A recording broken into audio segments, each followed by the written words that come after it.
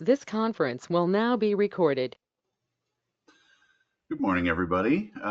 We are here at the March meeting of the Board's Enforcement Oversight Committee. The date today is March 26, 2025, and the time now is 9:01 a.m. We'll go ahead and call the meeting to order. Pardon me. Stephanie, can you get us started with the roll call to confirm the meeting attendance, please? Yes, I can. Lori? Here. Annie? Here. And Julie? Here. All right, quorum is verified. Staff in attendance today, we have myself, Chad Cook, Investigator Dan Murphy, and Administrative Specialist Stephanie Perkins. First up on the order of business today is to approve the Enforcement Oversight Committee meeting minutes from February 26, 2025, our last meeting. Is there a motion to approve the minutes as written? Move to approve. Second. Lori with the motion, Annie with the second. Stephanie, let's just go through a quick roll call vote to adopt. Lori? Yes. Annie? Yes. And Julie? I don't really think I should vote on it. I wasn't here for it, so I don't know You can anything. abstain. Yeah. There's still three. There's still three people, but I think I should abstain since I wasn't there. okay. All right. So that's 2 yeses, 1 abstain, and the motion carries. I'm going to go ahead and pass the meeting over to Dan here. He's got a case for us today. Yes, just one case here. Very straightforward. And you all received the packet in time to review the documents and no questions at this point? I just wanted to, it's about that regression analysis thing. He used a regression analysis in order to determine it was market conditions. Is that correct? Market conditions, and I think he got his GLA adjustment from a regression analysis. Okay. Can you just explain to me, just in your own word, I think I have it, but can you just explain to me what the problem with it was? The calculation was presented right there in the report, but there was no supporting documentation to show where any of those numbers for the calculation came from. So if he had, for example, shown us the model that he used, the regression model that he used, what was the data that went into the regression model that resulted in those numbers that he applied in the regression analysis?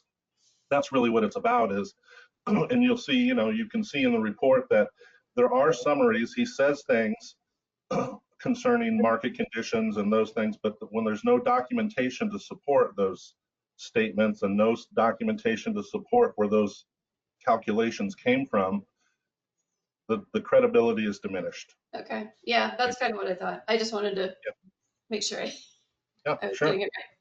Yeah. Hey, Dan, Okay. I have a question for you too, Dan. I wanted to know, so I read you guys tried multiple times to reach out to him for an interview. Like, what constitutes multiple times? Okay, so this is exactly how it happened. Whenever I call an appraiser to invite him to an interview to discuss the facts around the case, the first thing I do is call, and if I go to a voicemail, I just tell them who I am and where I'm from. I don't go into details about the case number this or anything like that. I just tell them who I am, give me a call back. He called me back sometime early in the morning, a day or two later, and I missed that call. So I called him back. And when I called him back that second time, I explained who I was and I went into greater detail, telling him that I was looking at this case, case 2024-59, and this was an opportunity for him to discuss the facts. And I left that message, and immediately following that message, I sent him an email saying the same thing. And one of the things I tell them is, based on our when the case was initiated and we asked you for true copies and all of those things, and you sent those things into us, we're operating under the assumption that you have provided us with all of the documentation necessary to complete the investigation. So theoretically, I don't need to have the interview with the appraiser. It's more of a courtesy. And so I sent him the email and I explained that to him, and I told him in the email, I explained that most appraisers appreciate the opportunity to talk to me about the case, even if it's maybe there's some gray areas that they can shed some light on that might sway or might shift the direction of the investigation. But by and large, we have all the information available, and so it's not necessary for the appraiser to participate in the interview. It's completely optional for them to participate. I received no response to that email, and then again, a day or two later, I called him again, and I'm not the tech guy in the office, but I know that when I make a phone call to somebody, if it rings and rings and rings and rings 4 or 5 times and then goes to voicemail, it just means they missed the call. If I call somebody and it rings once and starts to ring twice and then goes straight to email or voicemail, I believe that they looked at the phone, saw who was calling, and said they didn't want to talk to me, so they sent me straight to voicemail. And that was basically.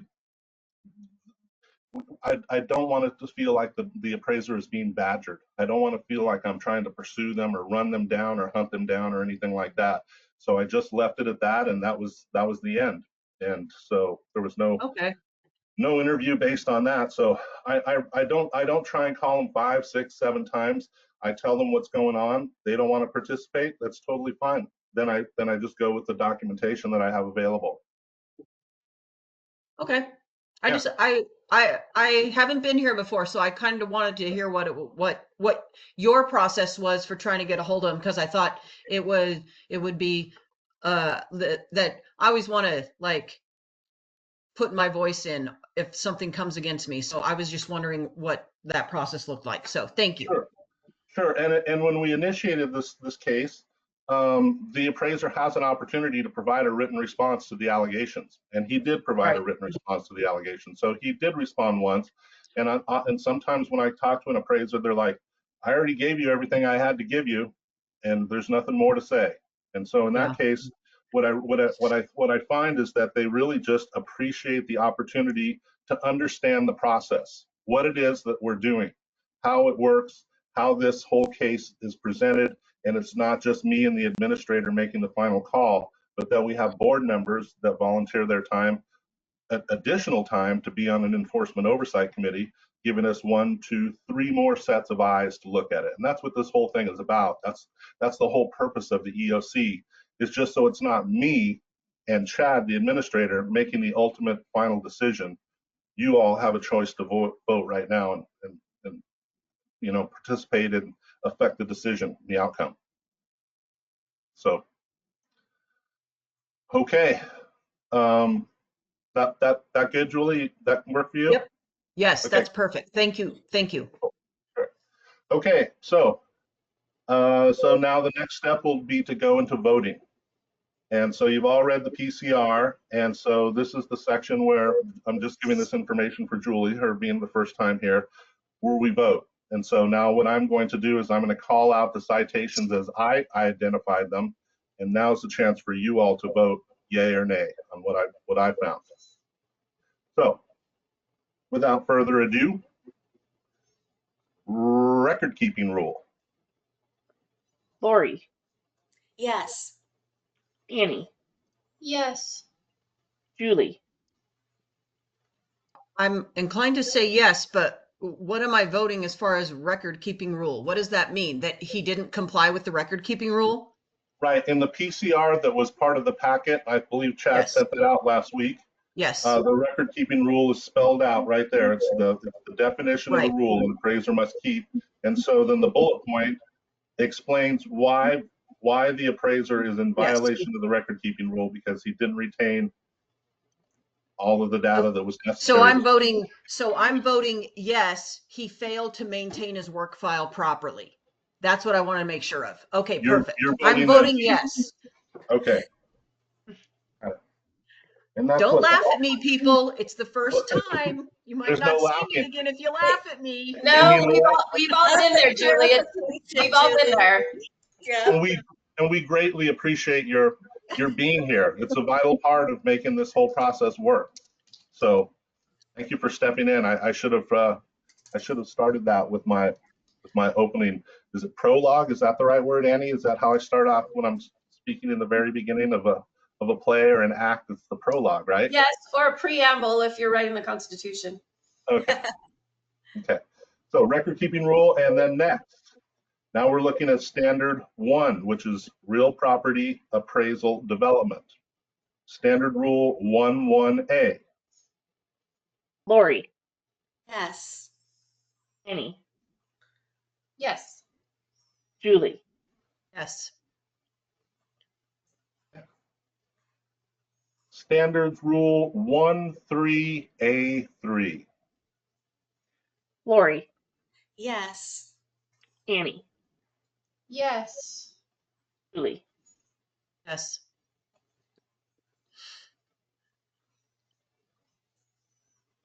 One 3a5. Lori, Yes. Annie, Yes. Julie, Yes.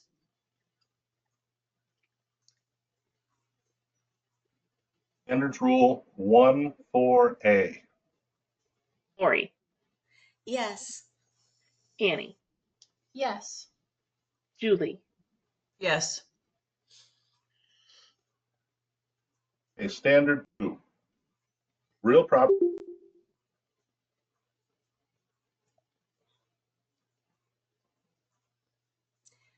I'm not able to hear Dan. Is Oh, he dropped out. Okay, for me too. either. Okay. Yeah, your audio dropped, Murph. So we'll need to back up and redo 22A. Was it? You A lost seven. your little microphone. Oh, 22a7. there we is. go. there it There is. he is. Okay. Lori, Yes. Annie, Which one is this? Let's see. Yes. Julie, Yes. Next, 22a10.1. Lori, Yes. Annie, Yes. Julie, Yes. Okay. Now let's make sure I get this one right here. 22a10.5. Lori, Yes. Annie, Yes. Julie, Yes. Next, administrative rules. OAR 161.025.0060.1. Lori, Yes. Annie, Yes. Julie, Yes. Oregon Administrative Rule 161.025.0060.5. Lori, Yes. Annie, Yes. Julie, Yes. Okay. Oregon Revised Statute, ORS 674.140.2. Lori, Yes. Annie, Yes. Julie, Yes. And ORS 674.140.7. Lori, Yes. Annie, Yes. Julie, Yes. Okay. That concludes my presentation. That's the only case I've got today. As Chad said, I've got another one that's that far away from being done. We're just waiting for an appraiser to respond. And my thanks to the EOC members. Thank you so much for volunteering your time. It's a very important part of the whole process, the investigative process, and I greatly appreciate you. Great work there, Dan. Thank you, Thank you Dan. very much. Thank Good you. job, Chad, Dan. Chad, Yeah. when are you thinking about holding the next EOC meeting? Do we want to try to get one in so that That's a order- great point. So as far as availability goes, that would be up to the three of you, because usually these meetings are at the first week of the month. that being essentially next week, it doesn't really make any sense to have another one next week. We have our board meeting on the 22nd. So realistically, if we were going to have an April EOC enforcement meeting, at least a week before the board meeting would probably be ideal. Let's look at the calendar here just in terms of timing. So you said when's our next board meeting, Chad? That is scheduled for April 22nd. That's a Tuesday. Okay. I was just thinking if we could, if everybody has time and it's ready to go, maybe we could get those on the Right. agenda just to get them cleared. Do we want to shoot for maybe one on the 9th? That's really only 2 weeks away. Well, or the 16th? I'm gonna be out of state that week, Chad. Is there any possibility of doing it the week of the 14th? That would be okay. Yeah. But as far as, let's take a look at my schedule here. That's too. assuming I get excused from jury duty. Oh, Oh, no. Special, not just jury duty, but a special jury. And this Like a the grand jury? Oh, trial is already scheduled for 10 business days. Oh, no. Lori, I'm so sorry.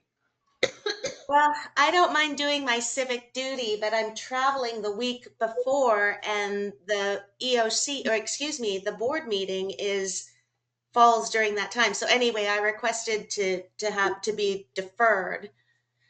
So we'll see how that goes. Good luck. Yeah, as far as the 16th goes, I think for my schedule, that's pretty well wide open. We could absolutely do one on the 16th.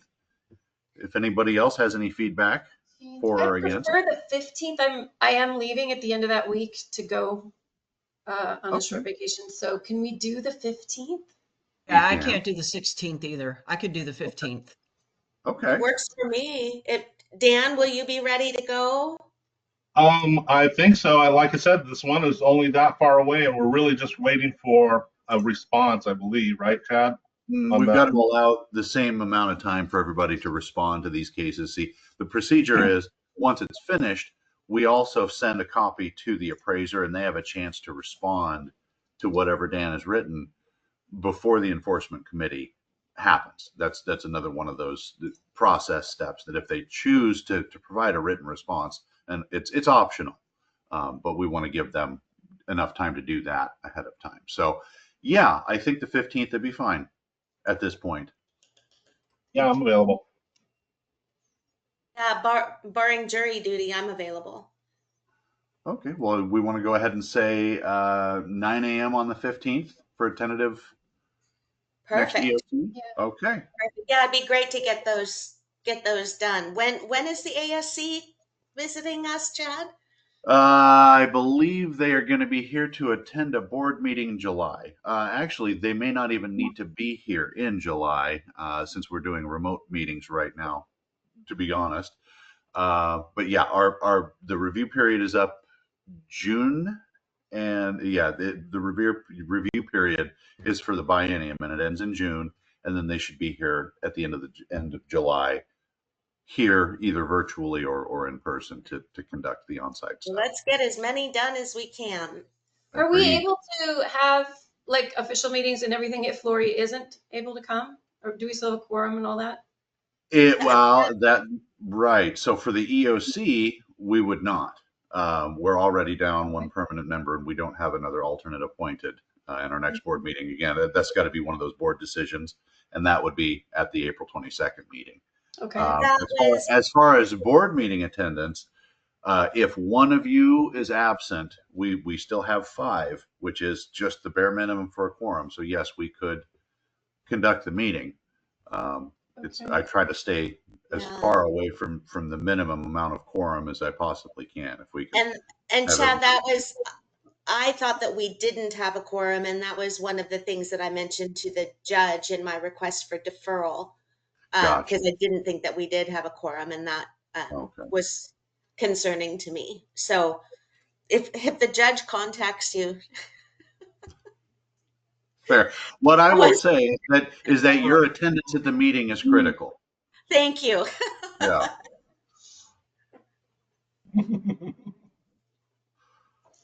All right. Well, let's see here. I've got it on the calendar for the 15th, and let's say same time, same channel, 9 a.m.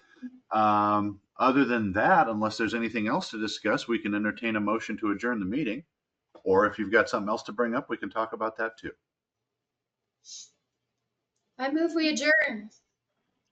I'll second that. Second it. Oh, Okay, Lori, yes. Annie, Yes. and Julie. Yes. Okay, the motion carries. Time now is 9:21 a.m. and the meeting is adjourned. Thanks, everybody. I appreciate the attendance. Thank you. Thank Thank you. you, Have a good day, everybody. everybody. Have a good Bye. evening. Good. Bye.